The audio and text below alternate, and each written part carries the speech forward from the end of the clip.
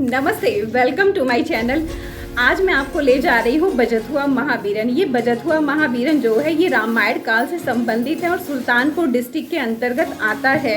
ये अयोध्या से मुझे लगता है कि 100 किलोमीटर की दूरी के आसपास है। जब भी आप अयोध्या दर्शन के लिए आइए तो आप बजथुआ महावीरन दर्शन के लिए ज़रूर आइए। ये रामायण काल से संबंधित हम सभी बजथुआ महावीरन दर्शन करने के लिए निकल पड़े हैं और रास्ते में पूरा गांव का ही एरिया था, बहुत सुंदर लग रहा था और आज मौसम भी बहुत अच्छा था। धूप तो थी लेकिन बादल भी था, इसलिए बहुत अच्छा लग रहा था। ठंडी ठंडी हवा बह रही थी और धीरे धीरे ऐसे पूरा सफर पूरा हुआ और हम लोग पहुंच गए बजथुआ महावीरन। बहुत सौभाग्य होता है जब हमको धार्मिक या तीर्थ स्थलों के दर्शन होते हैं। ये मंदिर रामायण काल से संबंधित है। ये घटना तब की है जब लक्ष्मण जी को संजीवनी बूटी की आवश्यकता होती है कि उसी से ही वो जीवित हो पाएंगे। तो हनुमान जी संजीवनी लेने के लिए जा रहे होते हैं और आकाश मार्ग से वो जा रहे होते हैं। तभी उन्हें धरती से राम नाम की ध्वनि सुनाई देती है। तो हनुमान जी को लगता है कि यहाँ पर कौन है जो राम नाम का जप कर रहा है। हनुमान जी यहाँ नीचे उतरते हैं कुछ समय के लिए और देखते हैं कि यहाँ पर एक ऋषि हैं जो राम नाम का जाप कर रहे हैं।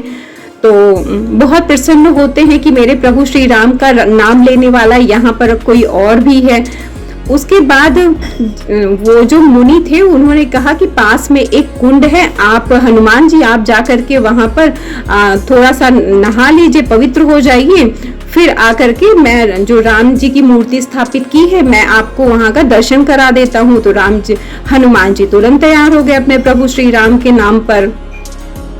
जैसे ही हनुमान जी उस कुंड में जाते हैं स्नान के लिए, वो जो मुनि थे वो कोई मुनि नहीं थे, वो रावण के द्वारा भेजा गया एक राक्षस था जो कि मुनि का रूप धारण किया हुआ था। वो तुरंत ही एक मगरमच्छ का रूप धारण करके उस कुंड में प्रवेश कर जाता है और हनुमान जी को जकड़ लेता है, उनके पैर को जकड़ लेता है कि यहीं पे डुबो करके हनुमान जी को समाप्त कर देंगे और संजीवनी बूटी ला नहीं पाएंगे, जिससे लक्ष्मण जी के प्राण बच नहीं पाएंगे।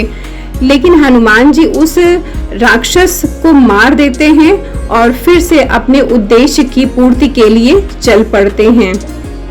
तो ये उस कहानी से संबंधित है और इस मंदिर की सुल्तानपुर डिस्ट्रिक्ट में बहुत मान्यता है, बहुत दूर दूर से लोग आते हैं। ये देखिए, ये मेन मुख्य गर्भगृह है जहां धरती पर हनुमान जी उतरे थे। दर्शन आप लोग भी करिए और जब भी आप अयोध्या आइए तो आप यहाँ दर्शन के लिए अवश्य आइए।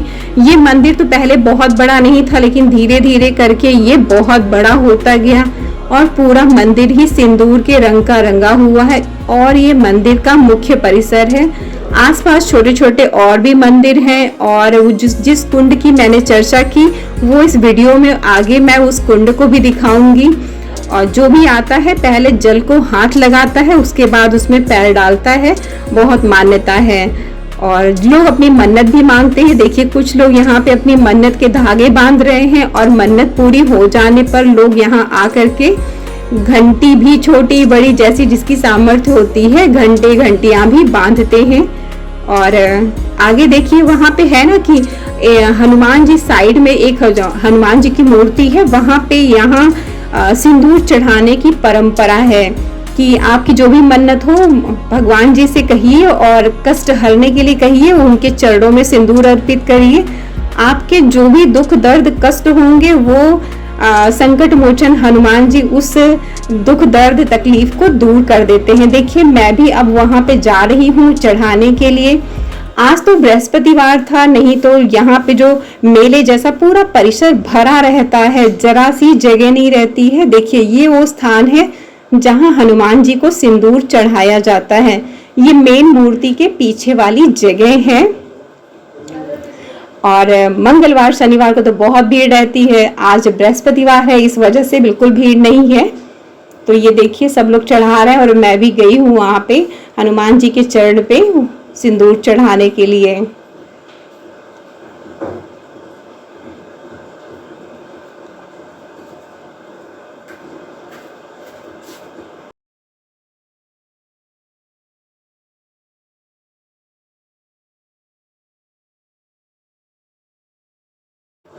मेरे साथ मेरे मम्मी पापा भी आए हुए हैं। देखिए अब मेरे पापा जी चढ़ा रहे हैं हनुमान जी के चरणों में सिंदूर, और अब मम्मी अपनी जो है पूजा पाठ कर रही हैं।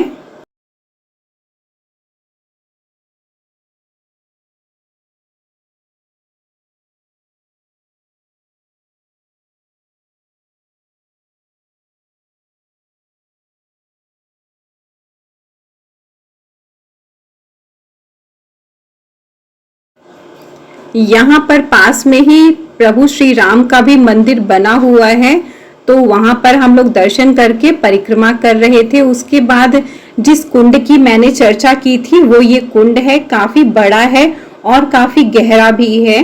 तो धूप भी थी तो रेलिंग हम लोग सोचे पकड़ के चढ़े, क्योंकि सीढ़ियां काफी थी नीचे जाने आने के लिए, और थोड़ा खड़ी सीढ़ियां थी। हम लोग रेलिंग पकड़ के फिर नीचे उतरे। और इस कुंड में बहुत सारी मछलियां भी हैं। लोग यहाँ का जल अपने घर भी ले जाते हैं। जिनके घर में कोई कष्ट कलह जैसा माहौल रहता है तो अपने घर में वो इस जल को छिड़कते हैं और संकट मोचन हनुमान सारे कष्ट उनके दूर कर देते हैं।